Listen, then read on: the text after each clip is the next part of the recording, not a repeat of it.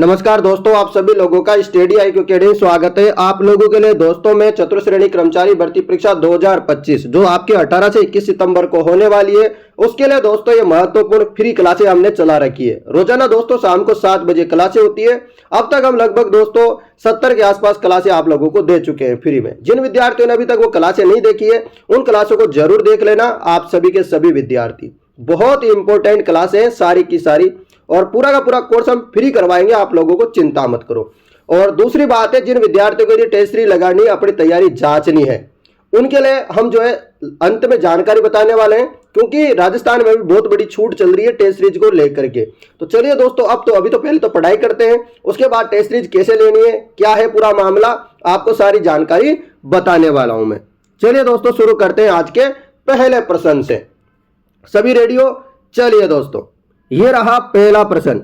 राजस्थान में कौन सा स्थान है जो ब्लू पोट्री के लिए जाना जाता है? हमें बहुत सारी पोट्रियां हैं, वो सारी की सारी प्रिंट है, कला है, वो मैं बताने वाला हूं इस क्वेश्चन के साथ डिटेल में। डिटेल अपन ऐसी करेंगे ताकि क्वेश्चन कहीं से भी आए, अपना क्वेश्चन गलत नहीं होना चाहिए। अपना मकसद है पूरे में से पूरे नंबर लाने का। ब्लू पोट्री के लिए प्रसिद्ध स्थान आपको बताना है। ब्लू पोट्री के लिए दोस्तों आप जानते होंगे, ब्लू पोट्री के लिए प्रसिद्ध है आपका जयपुर। क्या प्रसिद्ध है? ब्लू पोट्री के लिए प्रसिद्ध है जयपुर।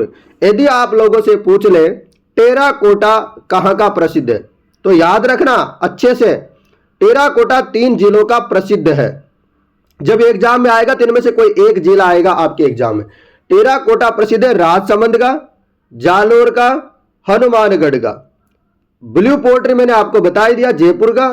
यदि आप लोगों से पूछे थेवा कला, थेवा कला जो सोने पे चित्र, कांच पे जो है सोने की चित्रकारी की जाती है प्रतापगढ़ में। कहां पर?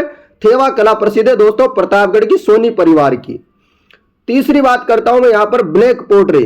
ब्लैक पोट्री कहां की प्रसिद्ध है? कोटा की। परंतु मैंने 1-2 दिन पहले क्वेश्चन करवाया था, ब्लैक पोट्री का क्वेश्चन आया था, तो मैंने करवाया था कि सवाई माधोपुर भी ऑप्शन में यदि है, यदि कोटा ऑप्शन में नहीं और सवाई माधोपुर ऑप्शन में है तो सवाई माधोपुर लगा देना, ब्लैक पोट्री आ जाए तो। समझ में आ गई? जयपुर की एक और कला प्रसिद्ध है मीनाकारी। मीनाकारी कहां की है? जयपुर की। यदि आपसे पूछ रहे अजरक प्रिंट, मलिर प्रिंट, तो ये बाड़मेर और बालोतरा की प्रसिद्ध है। अजरक प्रिंट और मलिर प्रिंट बाड़मेर और बालोतरा की प्रसिद्ध है। यदि आपसे पूछे आजम प्रिंट, कुर्सी प्रिंट, आजम प्रिंट, आजम प्रिंट आकोला चित्तौड़गढ़ की प्रसिद्ध है। तो इतने सारी डिटेल मैंने बताई, आपको कैसा लगा ऐसा? यदि आपको डिटेल पसंद नहीं है तो कमेंट कर देना मुझे, अगली बार से डिटेल नहीं देंगे, ठीक है ना मित्रों? और डिटेल पसंद आती है तो कमेंट कर दो मुझे, ताकि इसको कंटिन्यू रखें। निम्नलिखित में से कौन सा युग्म गलत सुमेलित है? आपको इनमें से गलत बताना है। आपको पता होगा दोस्तों, रामदेव जी, बाबा रामदेव जी का मंदिर रामदेवरा जैसलमेर यानी कि रुनीचा जैसलमेर में है। समझ गए? ये तो सही है। और गोगा जी का मंदिर कहां है? गोगा जी का मंदिर है आपके ददरेवा चूरू में। कहां पर है? ददरेवा चूरू में है। तेजा जी का मंदिर कहां है? पापू जी का मंदिर है कोलू गांव में। पापू जी का मंदिर कहां है? कोलू गांव में। यह भी आप लोग याद रखना, रख लोगे याद। मल्लीनाथ जी का मंदिर कहां है? तिलवाड़ा बाड़मेर में, ना कि खरनाल में। खरनाल में तेजा जी का है स्थान। खरनाल में क्या है? तेजा जी का जन्म स्थान है। तेजा जी का जो प्रमुख मंदिर है वो पर्वतसर में है। कहां पर है तेजा जी का प्रमुख मंदिर? पर्वतसर में है। जबकि मल्लीनाथ जी का जो प्रसिद्ध स्थान है वो तिलवाड़ा बाड़मेर में है, ना कि खरनाल। याद रखना। मेहाजी मांगलिया का भी क्वेश्चन आता है तो आपको याद रखना है, मेहाजी मांगलिया का प्रसिद्ध स्थान है बापड़ी जोधपुर में। रख लोगे याद? इतनी सारी डिटेल इंपॉर्टेंट है।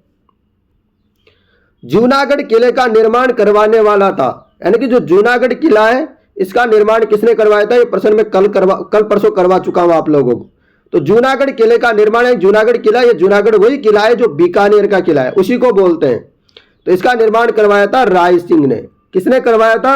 राय सिंह ने करवाया था। आपको याद रखनी है दोस्तों। इस दुर्ग में आप देखोगे तो यहां पर दरवाजे के ऊपर जयमल और पन्ना की गज्जारूढ़ मूर्तियां लगी हुई है दरवाजे पे। देखी होगी आप, कभी गए होंगे तो ये भी क्वेश्चन आ जाता है कभी कभी, आप याद रखना। प्रश्न है अगला, बीकानेर के कौन से शासक को उनकी वीरता से प्रभावित होकर औरंगजेब ने माही मरातीब की संधि दी थी, उपाधि दी थी? बीकानेर के ऐसे एक शासक थे, वो बहुत वीरता पूर्वक उन्होंने अपना साहस दिखाया, तो औरंगजेब को पसंद आई। औरंगजेब को पसंद आए तो औरंगजेब ने कहा कि ये तो माही मरातीब है, तो माही मरातीब की उपाधि दी थी। ये किसको दी थी? तो राव अनूप सिंह को माही मरातीब की उपाधि दी थी। आपको याद रखना है, रख लोगे। आपको एक चीज याद और रखनी है, बीकानेर में 33 करोड़ देवी देवताओं का मंदिर है, जो कि अनूप सिंह ने बनवाया था। ये जो अनूप सिंह है, इन्होंने दोस्तों 33 करोड़ देवी देवताओं का जो मंदिर है वो बनवाया था अनूप सिंह ने, याद रखना। परंतु एक बात और याद रखनी है आपको, मंडौर में है दोस्तों 33 करोड़ देवी देवताओं की साल, जो किसने बनवाई थी? अभय सिंह ने। यदि आपसे क्वेश्चन पूछे कि 33 करोड़ देवी देवताओं का मंदिर कहां है, तो बीकानेर में। किसने बनवाया था? अनूप सिंह ने, याद करो अच्छे से। यदि आपसे पूछे 33 करोड़ देवी देवताओं की साल, 33 करोड़ देवताओं की साल पूछे, तो आपको मंडौर याद रखना है, और ये इसका निर्माण करवाया था अभय सिंह ने। दोनों में अंतर है, याद कर लेना। अगला प्रश्न, डूंगरपुर राज्य में गुहिल राजवंश का संस्थापक कौन था? डूंगर राज्य में दोस्तों गुहिल राजवंश का संस्थापक था उदय सिंह। कौन थे? तो डूंगरपुर राज्य के जो संस्थापक थे वो उदय सिंह थे। अगला प्रश्न, गणेश्वर सभ्यता में स्थित है। गणेश्वर सभ्यता कहां पे? आपको पता है, कांतली नदी के किनारे। दोस्तों तबीयत खराब हो रही है, फिर भी आप लोगों के लिए क्लास ले रहा हूं, जैसे तैसे कैसे भी करके। मैं नहीं चाहता कि मेरे विद्यार्थियों की क्लास की छुट्टी हो, परंतु मजबूरी है, मुझे कल तो छुट्टी करनी ही पड़ेगी दोस्तों। परसों क्लास सेम टाइम पे लगा दूंगा मैं, कैसे भी कर आके। दोस्तों थोड़ी तबीयत खराब हो रही है, बुखार आ रही है, खांसी वगैरह, ठंड जुकाम वगैरह हो रही है, पर मैं फिर भी आप लोगों के लिए दोस्तों जी जान लगा के आपको पढ़ाना चाहता हूं। बस आप लोगों से मेरी एक गुजारिश है कि अपने बड़े भाई बहन, छोटे बड़े भाई बहन है ना, अड़ोसी पड़ोसी, उनको भी क्लास बताओ ताकि फ्री में वो भी पढ़ सके। तो गणेश्वर सभ्यता आपके सीकर नीम का थाना कांतली नदी के किनारे है, आपको याद रखना है।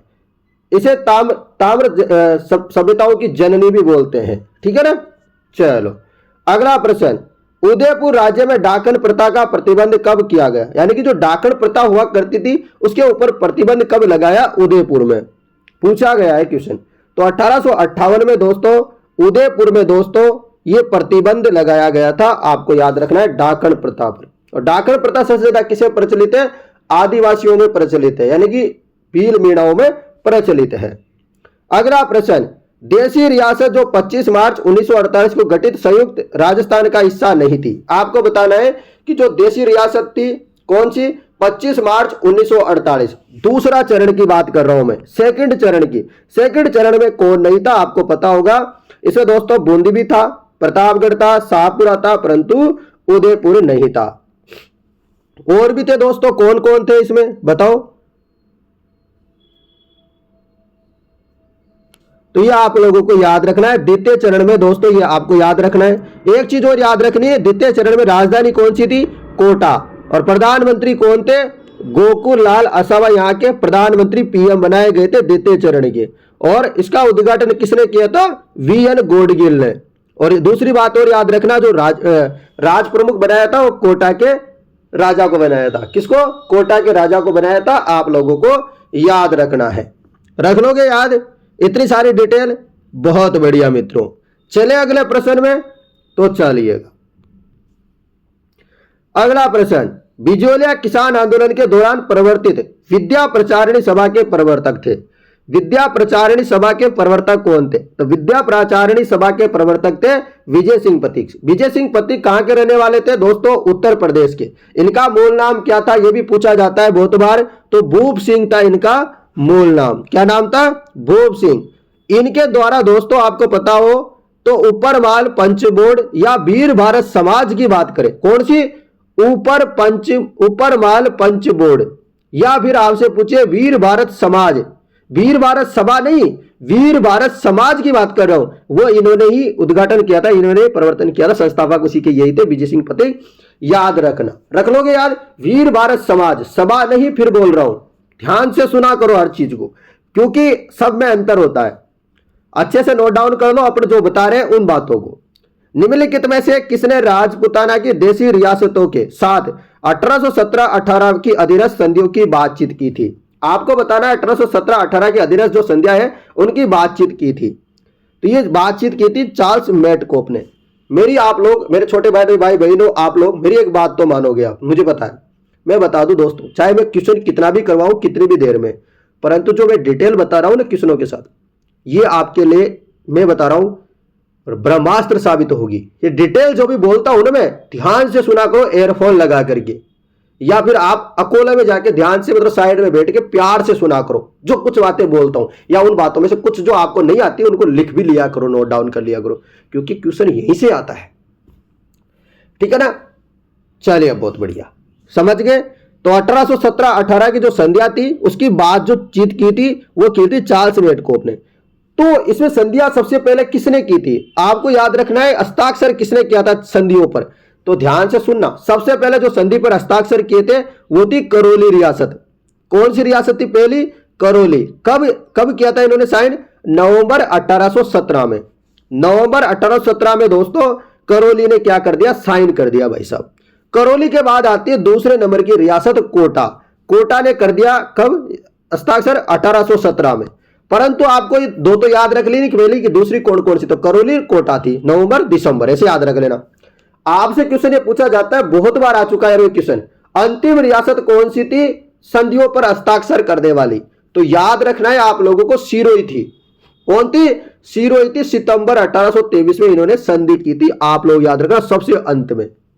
लगभग सभी ने 1818 में कर ली थी संधियों पर हस्ताक्षर, परंतु सबसे अंत में सिरोही ने किया था। यह क्वेश्चन आता है बहुत बार, नोट डाउन कर लो। अगला प्रश्न, परमवीर चक्र विजेता मेजर शैतान सिंह का संबंध किससे है? कौन से राज्य से संबंधित है मेजर शैतान सिंह? आपको ने सुना होगा दोस्तों मेजर शैतान सिंह का 3-4 बार तो क्वेश्चन आ चुका है लगातार परीक्षाओं में, आपकी भी परीक्षाओं में आ सकता है। तो याद रखना, जोधपुर से संबंधित है मेजर शैतान सिंह, और एक पीरू सिंह, दोनों का क्वेश्चन आता रहता है बार बार में। राजस्थान की किस ऐतिहासिक धरोहर को यूनेस्को की वर्ल्ड हेरिटेज सूची में शामिल किया गया था? आपको बताना है राजस्थान की ऐसी ऐतिहासिक धरोहर जिसको यूनेस्को वर्ल्ड हेरिटेज सूची में शामिल किया गया है, आपको बताना है इन चारों में से।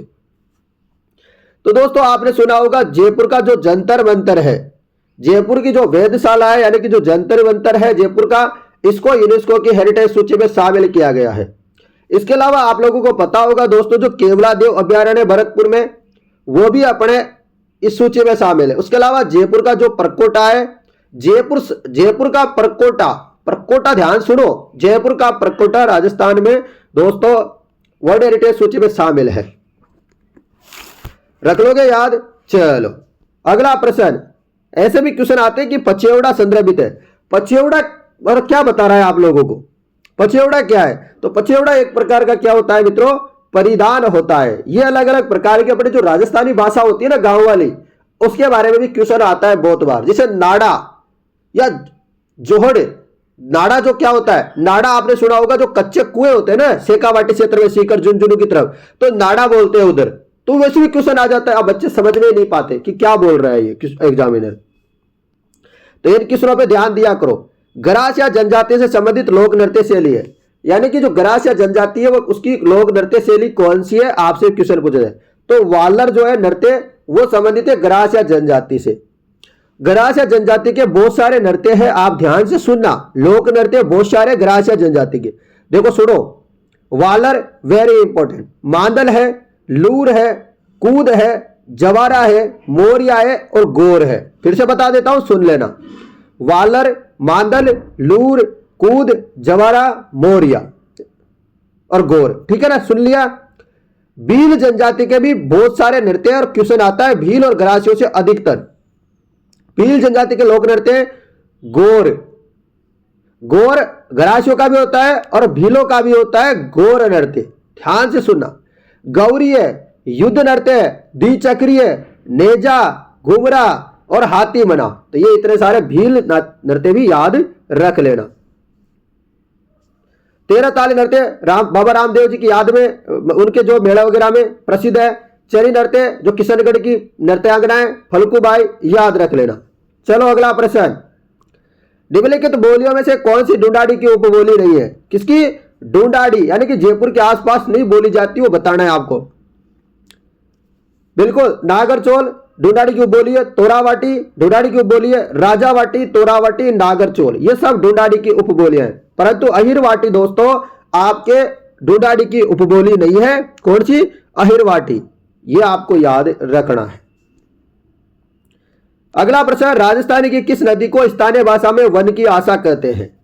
तो दोस्तों वर्णासा नदी या वन की आशा नदी। राजस्थान में स्थानीय भाषा में एक ऐसी नदी है जिसको बोलते हैं वन की आशा, और ये वन की आशा वही नदी है बनास। वन की आशा नदी किसको बोलते हैं? बनास को बोलते हैं, आपको याद रखना है। जबकि माही को तो काटल की गंगा बोलते हैं, आपको याद भी होगा। बनास नदी के बारे में आपको बता देता हूं थोड़ी बहुत बातें। बनास नदी का उद्गम होता है, वो कहां से होता है? खमनोर की पहाड़ियां पड़ती है अपने राजसमंद में। कहां पर? खमनोर की पहाड़ियां राजसमंद से प्रवाहित होती है, आपको याद रखना है। एक और बात याद रखनी, खारी नदी बनास की सबसे बड़ी क्या है? सहायक नदी। पूछा जाए क्वेश्चन कि बनास नदी की सबसे बड़ी सहायक नदी कौन सी है? खारी नदी है। बनास नदी के कुछ अन्य नाम है और बहुत बार क्वेश्चन में आ रखा है इनसे। एक तो वन की आशा याद रखना, एक वर्णासा या वशिष्ठी नदी आपसे पूछे तो बनास नदी के उपनाम है। अगला प्रश्न, निम्नलिखित में से राजस्थान जिलों में से कौन सा एक अति आर्द्र जलवायु प्रदेश का भाग है?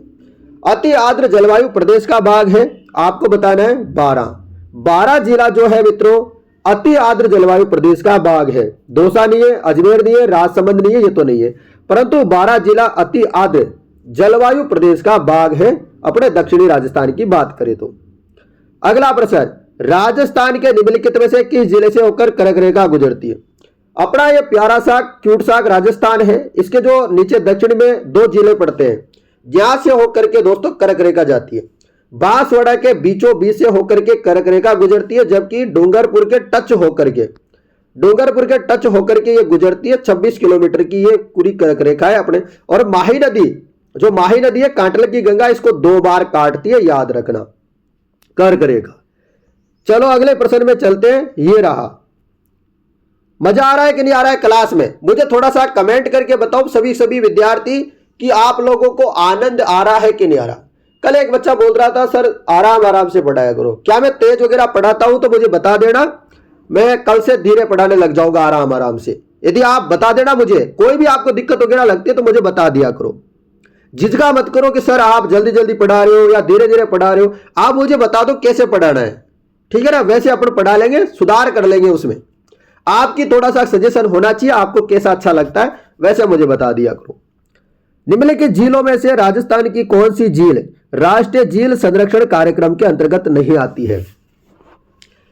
राजस्थान की 6 झीलें हैं दोस्तों जो इस कार्यक्रम में आती है। कितनी झीलें? क्वेश्चन एक बार यह भी आया था कि राष्ट्रीय झील संरक्षण कार्यक्रम में कितनी झीलें शामिल है राजस्थान की, तो 6 झील शामिल है। क्वेश्चन ये भी आ रखा है कौन सी झील शामिल नहीं है, कौन सी झील शामिल है। तो मैं 6 की 6 बताऊंगा अभी आपको, पहले इसका आंसर जान लेते हैं। तो भोपाल सागर ये 6 जिलों के अंदर नहीं आती है। ध्यान से सुनना मेरी बात, सुनोगे? सुन लोगे ना? चलो सुनो। तो याद रखना है पुष्कर, आना सागर और फाय सागर। कौन सी सागर? पुष्कर झील, आना सागर और फाय सागर, ये 3 जिले अजमेर जिले की। ये तीनों के तीनों किस में आती है? इस कार्यक्रम के अंतर्गत आती है। कौन सी? पुष्कर, आना सागर, फाय सागर अजमेर में है। आपसे पूछ रहे फतेह सागर, जयसमंद। कौन सी? फतेह सागर, जयसमंद, उदय सागर, ये भी आपके इसमें आती है, आप लोगों को याद रखना है। सॉरी दोस्तों, ये तो नहीं आती है ना, इसमें थोड़ा सा गड़बड़ है। आप इसको अभी मैं बता दूंगा आपको अगली क्लास में, ठीक है ना? इसे याद मत करना, ठीक है ना? जो मैंने बताया अभी, आप तो बस इतना याद रखना कि पुष्कर झील, फतेह सागर, आना सागर, ये सारी झीलें क्या आती है इसके झील संरक्षण कार्यक्रम में आती है। मैं एक बार थोड़ा सा इसको, मेरे को कंफ्यूजन हो रहा है कि जयपुर वाली झील है ना, वो भी आती है, ठीक है ना? ऐसा लग रहा है मुझे, पर इसमें आपको भी थोड़ा सा कंफ्यूजन है, मैं बता दूंगा बाद में। भोपाल सागर नहीं आती, इतना याद रखना। 6 झीलें आती है कुल मिलाकर के। कितनी झील आती है? 6 झील आती है, ठीक है ना? ये इतना याद रखना। राष्ट्रीय झील संरक्षण में पुष्कर आती है, फतेह सागर आती है, आना सागर आती है, परंतु भोपाल सागर नहीं आती। अगला प्रश्न, नाल हवाई अड्डा कहां है? तो आपको जितने भी हवाई अड्डे हैं अपने राजस्थान में सारे में बता दूंगा अभी आपको। नाल हवाई अड्डा कहाँ है? नाल हवाई अड्डा आपके बीकानेर में है। नाल हवाई अड्डा बीकानेर में। यदि आपसे पूछ ले नाल हवाई अड्डा बीकानेर में, यदि आपसे पूछे उत्तर तलाई हवाई अड्डा कहाँ है, तो बाड़मेर में। नाल हवाई अड्डा बीकानेर में, उत्तर तलाई हवाई अड्डा बाड़मेर में। यदि आपसे पूछ ले सूरतगढ़ हवाई अड्डा कहाँ है, श्री गंगानगर में। फलोदी हवाई अड्डा कहाँ है, जोधपुर में। फलोदी जोधपुर में, फलोदी अब नया जिला बन गया तो फलोदी में हो गया। उसके अलावा सांगानेर हवाई अड्डा कहाँ है, तो जयपुर में है। याद रख लोगे। यदि आपसे डबोक हवाई अड्डा पूछ ले, कौन सा? डबोक, तो डबोक अपने कहाँ है? उदयपुर में। रख लोगे याद, बहुत बढ़िया। अगला प्रश्न, जेएफएम का पूरा नाम क्या है?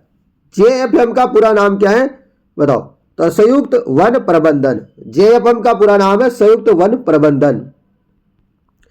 अगला प्रश्न, निम्नलिखित में से कौन सी भेड़ की नस्ल चक्री के नाम से जानते हैं? यानी कि आपको बताना है इनमें से कौन सी भेड़ को चक्री के नाम से भी जानते हैं। तो मगरा जो भेड़ होती है उसे चक्री भी कहते हैं। तो ऐसे उपनाम बहुत बार आ जाते हैं। जैसे आप लोगों ने सुना होगा चोकला। चोकला जिसको भारतीय मेरिनो के नाम से भी जानते हैं। चोकला जो नस्ल की होती है उसे भारतीय मेरिनो के नाम से भी जानते हैं, जो शेखावाटी प्रदेश में पाई जाती है। भेड़ की और भी नस्लें क्वेश्चन आ जाता है बार बार में, तो याद रखना। चोकला, मालपुरी, सोनाडी, मारवाड़ी, डाली, पुंगल, मगरा, जैसलमेरी, खेरी, बागड़ी। तो ये आप लोगों को याद रखना है। ऐसे भी क्वेश्चन आता है कि सर्वाधिक राजस्थान में पाई जाने वाली भेड़ कौन सी है, तो मारवाड़ी है। ये क्वेश्चन मैं करवा चुका हूं आपको लास्ट क्लास में, तो याद होगा। जो विद्यार्थी अच्छे से पढ़ते हैं मन लगा करके, जो नहीं पढ़ते हैं उनको भी बता रहा हूं, मन लगा के पढ़ा करो। अभी टेस्ट सीरीज के बारे में आपको पूरी जानकारी बताऊंगा, चिंता मत करो। राजस्थान में गोलियों व हनोतियों के भंडार है। आपको बताना है कि राजस्थान में गोलियों व हनोतियों के भंडार है। कहाँ पाया जाता है? यहाँ पर, तो यहाँ पर पाया जाता है तांबा। दोस्तों आपको याद रखना है, झुंझुनू, खेतड़ी, सिंगाना वेरी इंपॉर्टेंट है तांबा के लिए। उदयपुर में दोस्तों अंजनी सलूम्बर इंपॉर्टेंट है। बीकानेर में बिंदासर, अलवर में खोदरीबा। तो गोले व हनोतिया कहाँ है? तांबे के भंडार है। ठीक है, चलो अगला प्रश्न। राजस्थान में अधिकतम प्रशासनिक वन क्षेत्र निम्नलिखित श्रेणियों में से किससे संबंधित है? तो राजस्थान में पता है लगभग 56% एक प्रकार का वन पाया जाता है, वो सबसे अधिक है। तो संरक्षित वन लगभग 56% है अपने राजस्थान में, ये पाया जाता है, याद रखना। और राजस्थान में 3 प्रकार के वन पाए जाते हैं, संरक्षित, आरक्षित, अवर्गीकृत। ये 3 प्रकार के। भी क्वेश्चन आ रखा है कि कौन सा प्रकार का राजस्थान में नहीं पाया जाता, तो याद रख लोगे। अगला प्रश्न आप लोगों के लिए, यहां पर ये रहा क्वेश्चन, आप लोगों के लिए बताना है आपको। क्वेश्चन है युग्म सुमेलित है, क्षेत्र दे रखा है, जिला दे रखा है। जो सुमेलित युग्म है आपको बताना है। बताओ फटाफट कौन सा सुमेलित है इसमें? बहुत बढ़िया। वागड़ दोस्तों किसको बोलते हैं? बांसवाड़ा को वागड़ के नाम से जानते हैं। जबकि आपसे पूछ ले बांगर, तो बांगर का बांगर आते हैं, तो जिला किससे संबंधित है? बांगर, तो पाली, जालोर, बाड़मेर, सिरोही इनसे संबंधित है। वागड़ आपको पता है डूंगरपुर, बांसवाड़ा से संबंधित है। बांकर किससे संबंधित है? तो बांकर सिरोही से संबंधित है। किससे? बांकर सिरोही से संबंधित है, सीकर से नहीं है। और उदयपुर में आप एक गिरवा जो है उदयपुर से संबंधित है, डूंगरपुर से नहीं है। याद कर लोगे। चलो अगला प्रश्न, निम्नलिखित में कौन सी फसल सफेद सोना के नाम से जानते हैं? सफेद सोना के नाम से किसको जाना जाता है? कपास को। दोस्तों सफेद सोना के नाम से कपास को जाना जाता है। और कपास सर्वाधिक कहां पर पैदावार होती है? तो ये हनुमानगढ़ जिले में होती है, आप लोगों को याद रखना है। राष्ट्रीय शुष्क बागवानी अनुसंधान संस्थान निम्नलिखित में से किस स्थान पर स्थित है? राष्ट्रीय शुष्क बागवानी अनुसंधान संस्थान निम्नलिखित में किस स्थान पर है? तो यह आपके हो जाएगी दोस्तों। आपसे पूछे तो कैसे याद रखोगे इसको? बीकानेर तो याद रख लोगे, कैसे रखोगे? पर शुष्क बागवानी, तो बागवानी में क्या आ रहा है? ब आ रहा है। बीकानेर में क्या आ रहा है? ब आ रहा है। तो बीकानेर और बागवानी याद रख लेना। अगला प्रश्न, अडवाणा बांध राजस्थान में कहां पर स्थित है? अडवाणा बांध, तो मैं कुछ बांधों के नाम अभी आपको बता दूंगा। पहले अडवाणा बांध की जान लेते हैं। भीलवाड़ा में। अडवाणा बांध कहां है? भीलवाड़ा में। यदि आपसे पूछे जवाहर सागर बांध कहां है? कोटा में। कोटा बैराज कहां है? कोटा में। राणा प्रताप सागर बांध कहां है? चित्तौड़गढ़ में। जवाई बांध पूछे आपसे तो पाली में। जाखम बांध पूछे प्रतापगढ़ में। मेजा बांध पूछे तो कहां है? भीलवाड़ा में। तो इतने सारे बांध आप लोग याद कर लेना। अगला प्रश्न, निम्नलिखित में से किस मरुगंगा कहा जाता है? तो मरुगंगा किसको कहा जाता है? नर्मदा नदी को दोस्तों मरुगंगा कहते हैं। कहते हैं क्या? नहीं कहते। बताओ तो फिर किसको कहते हैं? इंदिरा गांधी नहर को कहते हैं। किसको? मरुगंगा के नाम से जाना जाता है इंदिरा गांधी नहर को। ये दोस्तों पश्चिमी राजस्थान की लाइफ लाइन भी है। और इसका सर्वप्रथम जो निर्माण कार्य जो शुरू किया था वो 1948 में किया था। किसने? बीकानेर के महाराजा थे गंगा सिंह की प्रेरणा से। ये भी आप लोग याद कर लेना। और दोस्तों आपको पता है जो गंगा सिंह है, इनको दोस्तों जो कंवर से इंदिरा लिफ्ट नहर परियोजना है ना, इसका जनक भी कहा जाता है। अगला प्रश्न, राजस्थान के नागौर, पाली, बाड़मेर जिलों में मुख्यतः कौन सी मृदा पाई जाती है? तो नागौर हो गया, पाली, बाड़मेर, जैसलमेर में, इनमें किस प्रकार की मृदा पाई जाती है? तो यहाँ पर बलुई मृदा पाई जाती है। किस प्रकार की? बलुई मृदा पाई जाती है, आप लोगों को याद रखना है। तो दोस्तों अपने 30 प्रश्न पूरे कर लिए। अब टेस्ट सीरीज के बारे में जान लेते हैं और मेरे मोबाइल नंबर भी लिख लो पहले तो आप 80 58 59 87 08। ये मेरे मोबाइल नंबर, स्क्रीनशॉट ले लो फटाफट। ये मेरे मोबाइल नंबर स्क्रीनशॉट ले लो। अब मैं आपको टेस्ट सीरीज के बारे में बताऊंगा। जिन्होंने टेस्ट सीरीज नहीं ली है, जिन्होंने ले रखी है, उनको तो मजा आ रहा होगा टेस्ट सीरीज में। कमेंट कर देना जिन्होंने टेस्ट सीरीज ले रखी है, मजा आ रहा है नहीं आ रहा। ठीक है ना? चलो अब मैं ले चलता हूं आपको सीधा कहां पर, टेस्ट सीरीज कैसे लेनी है उसकी तरफ। तो सबसे पहले तो आपको क्या करनी है, प्ले स्टोर में जाकर के ये ऐप डाउनलोड कर लेनी है। ऐसा दिखेगा वहां पर। तो क्या नाम लिखना है प्ले स्टोर में? स्टडी IQ और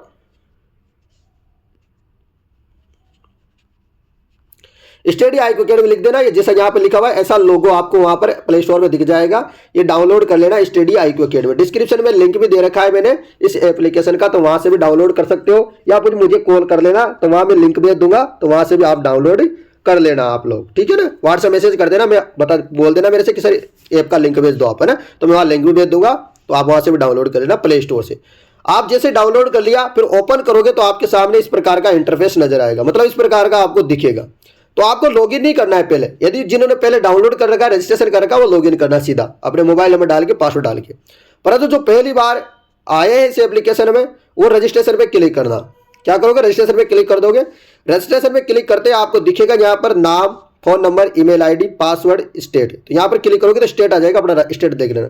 और यहाँ पर ये जो चेक बॉक्स बना हुआ है इस पर क्लिक कर देना, तो ऐसे आ जाएगा इसमें राइट का चिन्ह। ठीक है ना? ये कर दोगे, सारा फिल कर देना। फिर नीचे जो रजिस्टर लिखा हुआ है इस पर क्लिक कर देना, आपकी ID खुल जाएगी। ठीक है ना? नाम पता वगैरह डालना। पासवर्ड में आप अपना नाम पता, नाम वगैरह 1 2 3 4 कुछ भी लगा सकते हो। ठीक है मित्रों? चलो बात करता हूं यहाँ पर। फिर जैसे ये खुल जाएगा, रजिस्ट्रेशन करते ऐसा दिखेगा आप लोगों को। Paid course, free course, test series, current affairs, ये स्टडी मटेरियल है। इसमें आपको फ्री में स्टडी मटेरियल मिल जाता है, जैसे चतुर्थ श्रेणी कर्मचारी का सिलेबस भी है। यहाँ पर कुछ PDF वगैरह भी पड़ी हुई है, तो वो आप देख लेना। परंतु अपन को काम है अभी टेस्ट सीरीज। इस पर क्लिक करना आप, इस टेस्ट सीरीज वाले ऑप्शन में क्लिक कर दिया। देखो जो विद्यार्थी को लेना नहीं आता है टेस्ट सीरीज, उनके लिए बता रहा हूँ। जिनको लेना आता है उनकी कोई समस्या नहीं। फिर दिख गया आप लोगों को, तो यहाँ पर टेस्ट सीरीज दिखेगी आपको बहुत सारी। इस पर क्लिक करते, जैसे 1000 रुपये की टेस्ट सीरीज थी, पर अभी कितने मिल रही है? 299 रुपये में, तो ये मिल रही है। इसके अलावा राजस्थान जीके की 499 रुपये की टेस्ट सीरीज थी, अभी मात्र आपको 99 में मिल रही है। जिनको राजस्थान जीके की लेनी केवल और केवल, वो राजस्थान जीके की ले सकते हैं। जो विद्यार्थी LSA की तैयारी कर रहा है वो LSA की भी ले सकता है। अपना कोई दोस्त है तो उसको बता देना। दोस्तों टेस्ट सीरीज की मैं बता रहा हूं, ये अपने चतुर्थ श्रेणी कर्मचारी की टेस्ट सीरीज है ना, इसमें आपको 150 टेस्ट मिलेंगे हर टॉपिक के। हर टॉपिक के plus full length exam pattern पर आधारित टेस्ट भी है इसमें। ठीक है? बात करो राजस्थान जीके में, राजस्थान जीके में आपको history, art and culture, geography, politics सब मिलेगी। ये सब राजस्थान जीके में मिलेगी। परंतु आप जो चतुर्थ श्रेणी कर्मचारी की टेस्ट सीरीज ले रहा है ना विद्यार्थी, उनको ये लेने की जरूरत नहीं है, क्योंकि ये सारा का सारा कोर्स जो है अपने चतुर्थ श्रेणी कर्मचारी में भी है। तो जो चतुर्थ श्रेणी कर्मचारी के ले रहा है वो राजस्थान जीके की मत लेना, इतना याद बात रख लेना। ठीक है ना मित्रों? चलो मैं ज्यादा वेस्ट आपके पैसे नहीं करना चाहता। जैसे आप, अब एक और बात बता दूं, आप क्या करना है, अब यहाँ पे लिखा हुआ है बाय नाउ, ये लिखा हुआ है ना बाय नाउ, इस पर क्लिक करना। जैसे इस पर क्लिक करोगे आपको ऐसा नजर आ जाएगा। यहाँ पर आ रहा है लिखा हुआ नीचे, आप 299 रुपये लिखा हुआ है, यहाँ पर आ रहा है पे ऑनलाइन। पे ऑनलाइन पे क्लिक करना आप लोग। पे ऑनलाइन पे क्लिक करते ऐसा आ जाएगा आप लोगों के पास। तो आप फोन पे चलाते हो तो फोन पे क्लिक कर देना, गूगल पे चलाते हो तो गूगल पे, पेटीएम पे तो पेटीएम पे, आपके पास कुछ भी है तो आप उससे क्लिक करना और फिर क्या कर देना, कंटिन्यू कर देना। नीचे दिख रहा है कंटिन्यू, जिसे कंटिन्यू करोगे आपके सामने ऐसा आ जाएगा। फिर इधर लिखा होगा 299 रुपये, आपका बैंक नाम लिखा होगा, फिर यहाँ लिखा होगा पे 299 रुपये, तो पे कर देना, आपकी टेस्ट सीरीज आपके पास आ जाएगी। ठीक है दोस्तों, तो आप लोगों को कैसा लगा ये सारा मामला, मैंने बता दिया आप लोगों को, यहाँ चले जाना। और फिर भी कोई समस्या आती है तो मैं नंबर फिर से लिख देता हूँ, 80 58 59 87 08। इस नंबरों पे क्या करना, आप मुझे व्हाट्सएप मैसेज कर देना या कॉल कर लेना इस नंबरों पे व्हाट्सएप, तो मैं आपको अधिक जानकारी दे दूंगा। तो धन्यवाद मित्रों, आप लोगों ने मैं इतना सारा टाइम निकाला और ये बातें सुनी। अपने कोई भी दोस्त वगैरह है, यदि आपने ले ली, अपना कोई दोस्त है और लेना चाहता है तो उसे भी आप टेस्ट सीरीज दिला दीजिएगा। धन्यवाद मित्रों, जय हिंद।